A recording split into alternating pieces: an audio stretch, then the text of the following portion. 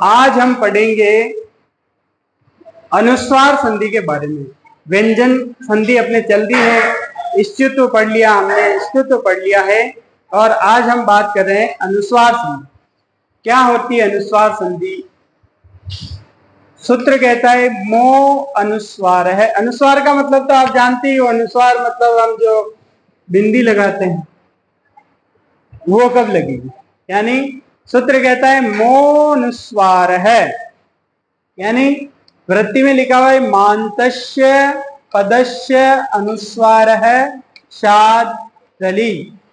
सही इसको विच्छेद करके पढ़ते हैं तो सही समझ में आता है कि मैं अंतस्य पदस्य मांतस्य पदस्य, यानी मैं अंतस्य पदस्य, यानी ये कह रहा है कि पद कैसा होना चाहिए, मांत पद होना चाहिए। मांत पद का मतलब ऐसा पद जिसके अंत में मैं आता हूं। देखो ये हरि पद जो है इसके अंत में मैं आ रहा है। पद का मतलब सुप्तिंग अंतम पदम।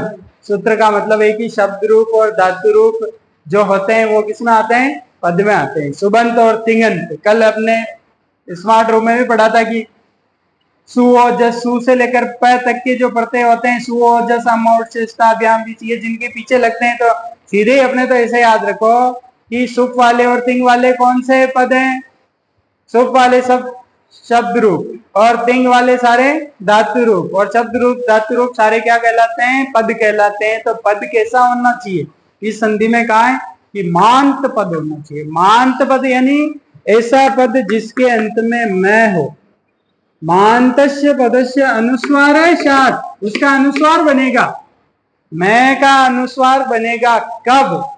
हली। हली यानी हल बाद में होने पर, और हल का मतलब होता है व्यंजन, यानी कि जब व्यंजन बाद में होगा, जब व्यंजन बाद में होगा तो क्या बनेगा? मैं का अनुस्वार बनेगा। देखते हैं, देखिए उदाहरण में देखो, ये मांत पद है हरिम, इसके बाद मैं क्या आ रहा है? इसके बाद मैं में क्या आ रहा है?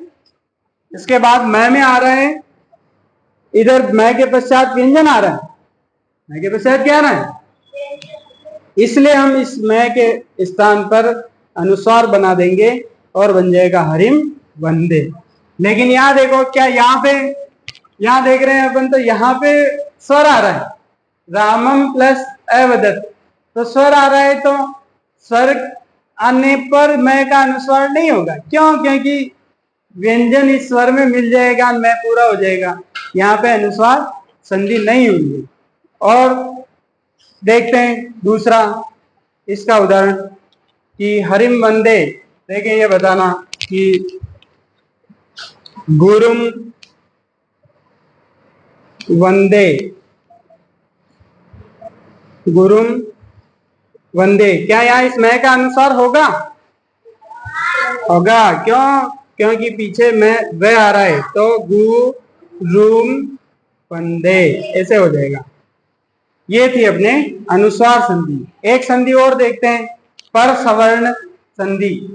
पर सवर्ण संधि, पर सवर्ण में क्या होता है? नाम से ही पता चल रहा है कि पर यानी पर वाला वर्ण, सवर्ण यानी उसके जैसा वर्ण, यानी पर वाले के जैसा वर्ण जिसमें बनेगा वो पर सवर्ण संधि। क्या होगा इसमें?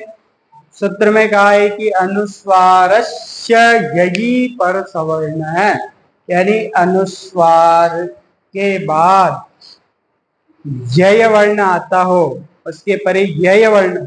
यय वर्ण कहाँ से सीखेंगे?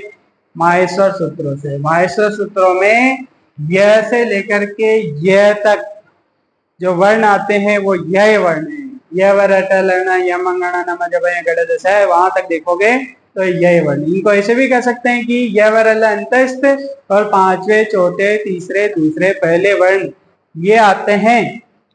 तो अनुस्वार के बाद अगर यह वर्ण आता है, यह वर्ण का मतलब ये एक तो अंतस्थ वर्ण आते हैं इसमें, और पांचवे चौथे तीसरे दूसरे पहले वर्ग के वर्ण आते हैं। ये वर्ण कोई से भी दिख रहे हो तब हम अनुस्वार को हटाएंगे और पर सवर्ण लिखेंगे। पर सवर्ण का मतलब बाद वाले वर्ण का पांचवा वर्ण। कैसे? कि ये जैसे उदाहरण है श्याम प्लस त है, यहां देखा कि अनुस्वार पर सवर्ण में बदलेगा, क्योंकि बाद में ये यय वर्ण आ रहा है।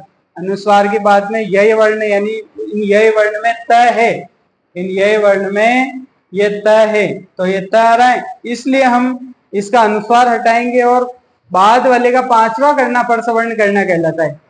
बाद वाले का पांचवा कौन सा, तय का पांचवा कौन सा होता है, तो हम वर्ग में देखते हैं कि तय का पांचवा बोलते हैं तो तय, थ, द, द, न, पांचवा न बनता है, इसलिए हमने बिंदी हटा करके, अनुस्वार हटा करके न लिखा और शब्द बन गया अपने शांत है।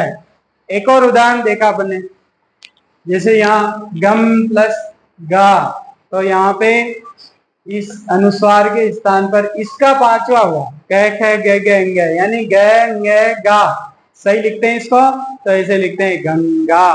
एक और देखो, मैंने व्यंजन लिखा, उसमें भी यही संधि हो रही है, व्यंजन में भी यही संधि। देखो व्यंजन को अपन लिखते हैं व्यम प्लस जन, तो यहाँ पे अपन देख रहे हैं कि व्यम अनुस्वार पर सवर्ण में बदलेगा, क्योंकि जय का पांचवा होता है ये, तो अपन व्य ज न ऐसे लिखेंगे, ये लिखा देखो व्यंजन, तो यहाँ भी पर सवर्ण संधि होगी।